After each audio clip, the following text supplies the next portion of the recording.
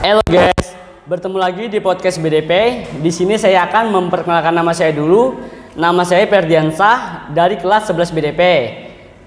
Kita kedatangan narasumber salah satu guru di SMKS Kodeko atas nama Nur Taufik Herdiansah.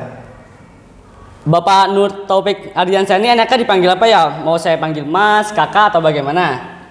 Mas saja bisa. Gimana nih kabar Mas hari ini? Alhamdulillah aman, baik. Alhamdulillah. Tanpa berlama-lama, kita langsung aja masuk ke pembahasan tentang oli mesin dan oli gardan motor Yamaha. Mungkin ada beberapa orang yang kurang tahu oli itu apa, khususnya para wanita. Sebenarnya oli itu apa sih?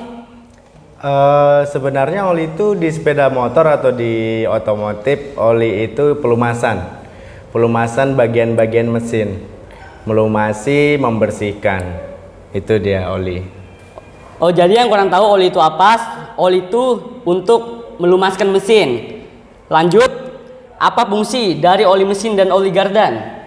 Kalau oli mesin itu fungsinya untuk melumasi. Yang pertama bagian mesin yang paling inti, bagian piston, bagian kopling dilumasi. Karena kalau tidak ada oli itu pasti akan terjadi, kalau bahasa di sininya ceket atau knocking.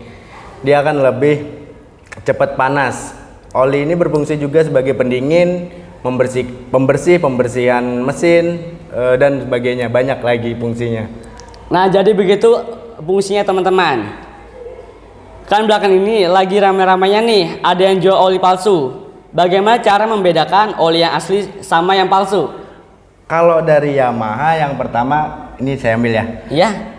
Yang kalau dari Yamaha yang pertama, tutupnya sudah beda. Tutupnya sudah nggak bisa lagi dibuka seperti oli-oli biasa. Yang kedua, kalau dari Yamaha di sini bisa dibuka keasliannya. Duh, susah lagi. Di sini kalau kita oli Yamaha kita bisa buka, kita bisa scan untuk keaslian oli tersebut. Jadi kita nggak bakal tertipu oli palsu karena Yamaha sudah mengatasi dengan ini. Kalau bisa dibuka ada barcode-nya, scan, itu berarti asli olinya. Oh iya. Okay. Nah, jadi buat teman-teman kalau beli oli udah tahu cara membedakan yang palsu dan yang aslinya. Jadi jangan salah beli ya. Lanjut, menurut Mas Taufik nih, batas minimal mengganti oli mesin itu, oli mesin dan oli gardan berapa bulan sekali atau berapa kilo pemakaian kita? Kalau oli mesin itu biasanya 1.500. Biasanya kalaunya 1.250 km sampai 1.500. Kalau oli gardan itu 3.000 km. Kalaunya kilometernya mati bisa digunakan, kalaunya dekat-dekat aja bisa 1 bulan sekali.